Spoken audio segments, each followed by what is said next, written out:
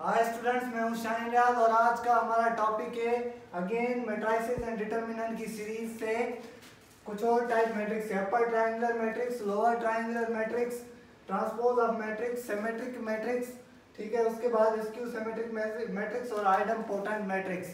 पहले हमने 8 टाइप पढ़ चुके हैं मैट्रिक्स के पहले, जिसमें हमने row matrix, column matrix, square matrix, rectangular matrix, diagonal matrix और स्केलर मैट्रिक्स और यूनिटी मैट्रिक्स के बारे में, यूनिट मैट्रिक्स या आइडेंटिटी मैट्रिक्स के बारे में पढ़ा था। अब आते हैं कि ये सारे मैट्रिक्स कौन से हैं और इनका काम क्या है और ये इनकी डेफिनेशन विद एग्जांपल्स हम अंडरस्टैंड करते हैं। पहला टाइप है हमारा upper triangular matrix. Basically upper triangular matrix है क्या? ये हमारा स्क्वायर मैट्रिक्स की टाइप है जिसमें हमारे सब के सब element below the main diagonal के नीचे वाले सब के सब एलिमेंट हमारे जीरो होते हैं। अब यहाँ पर हमारा मेन डायगोनल कौन सा है? ये वाला। हम इसको कौन सा कंसीडर करते हैं? Main diagonal. अब देख सकते हैं आप इसके नीचे जितने भी एलिमेंट हैं मेन डायगोनल के, वो सारे के सारे जीरो हैं। मतलब below the main diagonal element हमारे सारे एलिमेंट्स जीरो हो तो वो मैट्रिक्स कहलाता है अपर ट्रायंगुलर मैट्रिक्स। उसके बाद इसको इजी वे याद करने का आपको ट्रिक भी बता दूं। इसका नेम है अपर ट्रायंगुलर मैट्रिक्स। तो इसके अपोजिट ही इसके मतलब बेलो में हमें मेन डायगोनल के बेलो में जो हमारे एलिमेंट होंगे उनको जीरो रखेंगे तो ये हमारा अपर ट्रायंगुलर मैट्रिक्स हो जाएगा। अब लोअर ट्रायंगुलर मैट्रिक्स की तरफ चलते हैं। ये कौन सा मैट्रिक्स है? ये भी ए स्क्वायर मैट्रिक्स, ठीक है, जिसके हमें whose all elements, a square matrix whose all elements below the above the main diagonal are zero, whose all elements above the main diagonal are equal to zero, ठीक है। above the main diagonal हमारे elements सब के सब zero हो तो वो matrix कहलाता है हमारा लोअर ट्रायंगुलर मैट्रिक्स। अब लोअर ट्रायंगुलर मैट्रिक्स को एग्जांपल के थ्रू समझते हैं, जैसे मैंने यहाँ पर समझाया है। अब ए मैट्रिक्स ले रहा हूँ मैं कोई भी सिमिलर उसी तरह का। अब इसमें क्या है, मैं एलिमेंट्स रखता हूँ कुछ इस अरेंजमेंट के साथ। पहला एलिमेंट 1 0 5 0 अगेन 2, ठीक है, 3 0 7 9 4। अब इसमें देख सकते हैं आपका मेन डायगोनल कौन सा है? ये वाला। अब इसके above the main diagonal element सारे के सारे जीरो हैं हमारे।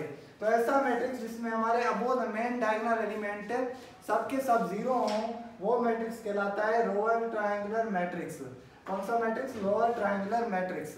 अब उसके बाद हम सीखते हैं थर्ड वन पे। अपर ट्रायंगुलर हो गया, लोअर ट्रायंगुलर हो गया। अब आता है transpose of matrix. Transpose of matrix आपको पहले क्यों समझा रहा हूँ? क्योंकि सिमेट्रिक मैट्रिक्स और स्क्यू सिमेट्रिक मैट्रिक्स को समझने के लिए आपको ट्रांसपोज ऑफ मैट्रिक्स को पहले समझना पड़ेगा। अब आते हैं ट्रांसपोज ऑफ मैट्रिक्स बेसिकली होता क्या है। ट्रांसपोज ऑफ मैट्रिक्स हमारा इंटरचेंजिंग होती है रोज इनटू कॉलम और कॉलम इनटू रोज। सिंपली हम क्या करते हैं, रोज को कॉलम में कन्वर्ट कर देते हैं या कॉलम को रोज में कन्वर्ट कर देते हैं। इस कन्वर्जन को कहते हैं ट्रांसपोज ऑफ मैट्रिक्स। तो अब मैं यहाँ पर लिखता हूँ transpose of matrix, transpose of a matrix, ठीक है। अब ट्रांसपोज ऑफ मैट्रिक्स क्या होता है? ये इंटरचेंजिंग होती है रोज इनटू कॉलम, ठीक है, और column into interchanging of rose into column, ठीक है। ये हमारा कहलाता है transpose of a matrix. Suppose A matrix है तो उसका ए ट्रांसपोज होगा, ठीक है। अब मैंने सपोज ए मैट्रिक्स लिया हुआ है 1 2 5 7 9 3। अब यहाँ है कुछ मेरे 2 रो है 3 कॉलम है। अब मैं क्या कर रहा हूँ, इसका ट्रांसपोज मुझे फाइंड करना है तो क्या करूंगा, इसकी रोज को कॉलम में कन्वर्ट कर देता हूँ। अब ये रोज है हमारी 2 रो है तो मेरे, अब देखो मैं इसको पहला कॉलम बना देता हूँ 1 2 5। अब दूसरी रो को मैं सेम एज फिर कॉलम बना देता हूँ 7 9 और 3। ये हमारा सिंपली क्या हो गया, ट्रांसपोज ऑफ अ मैट्रिक्स। मतलब इंटरचेंजिंग ऑफ कॉलम्स इनटू रोज और रोज इनटू कॉलम्स हमारा क्या कहलाता है, ट्रांसपोज ऑफ अ मैट्रिक्स। अब चलते हैं स्क्यू सिमेट्रिक और सिमेट्रिक पर। सिमेट्रिक मैट्रिक्स क्या होता है? बेसिकली सिमेट्रिक मैट्रिक्स भी हमारा स्क्वायर मैट्रिक्स का टाइप है। तो आपने पहले सिमेट्रिक को समझना है ध्यान से, फिर स्क्यू सिमेट्रिक आपको उसके बेसिस पे इजीली समझ आ जाएगा। अब सिमेट्रिक मैट्रिक्स क्या होता है? सिमेट्रिक मैट्रिक्स एक स्क्वायर मैट्रिक्स है जिसमें हमारा transpose equal to its own matrix, मतलब उसका ट्रांसपोज उसके मैट्रिक्स के इक्वल होता है। ऐसा मैट्रिक्स जिसमें हमें ट्रांसपोज इक्वल मिले इटसेल्फ मैट्रिक्स के, तो वो कहलाता है हमारा सिमेट्रिक मैट्रिक्स। इसको एग्जांपल के थ्रू करते हैं। अब एक मैट्रिक्स ले रहा हूँ मैं ए, ठीक है, उसमें अब मैंने कुछ यूँ लिखा है 1 3 3 और 2। अब इसका मैं ट्रांसपोज कर लेता हूँ तो देखते हैं कि सेम आता है या नहीं आता।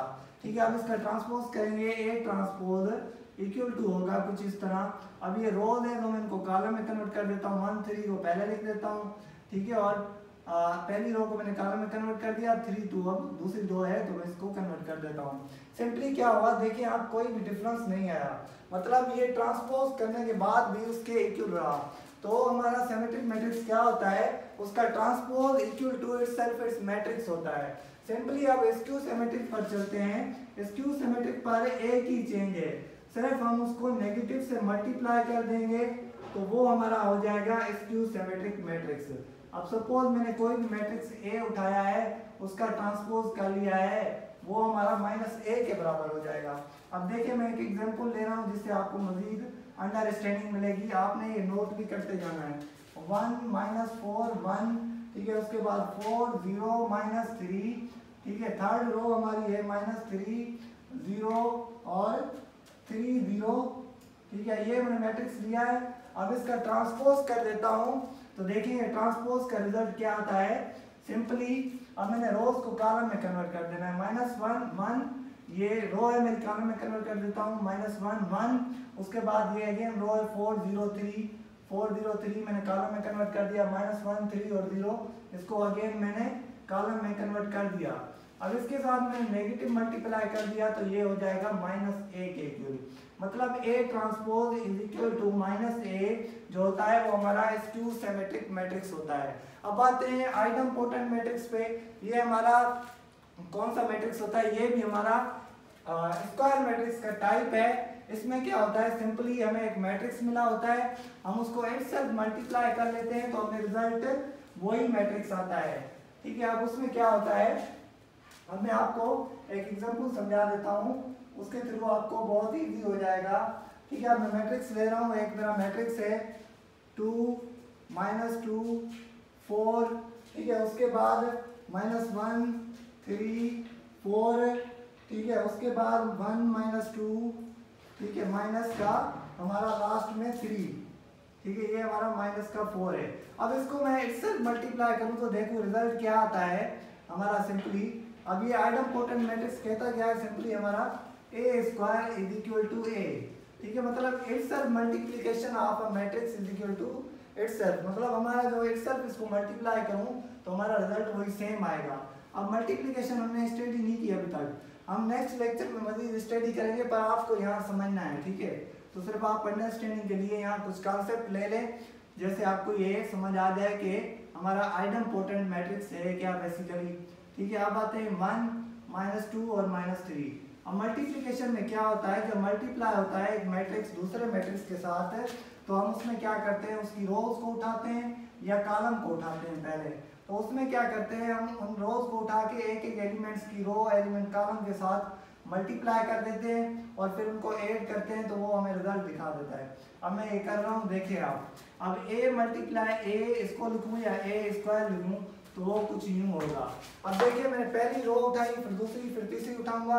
पहली रो उठा के पहले के कॉलम के साथ मल्टीप्लाई, फिर दूसरे कॉलम के साथ, फिर तीसरे के साथ मल्टीप्लाई करूंगा।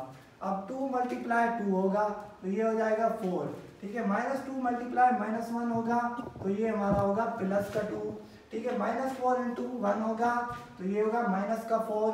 अब सेकंड पे चलते हैं, फर्स्ट कॉलम हमने कर लिया, अब सेकंड पे आते हैं 2 × -2 तो ये हमारा होगा -4, -2 मल्टीप्लाई +3 ये हमारा होगा प्लस, ये हमारा होगा -6, ठीक है, उसके बाद -4 मल्टीप्लाई -2 तो ये हमारा होगा +8, ठीक है, फिर अगेन थर्ड कॉलम को भी पहली रो से मल्टीप्लाई करें, 2 मल्टीप्लाई -4, ठीक है, तो ये -8 होगा, -2 मल्टीप्लाई -4 -8 होगा, -4 मल्टीप्लाई -3 तो +12 बचेगा।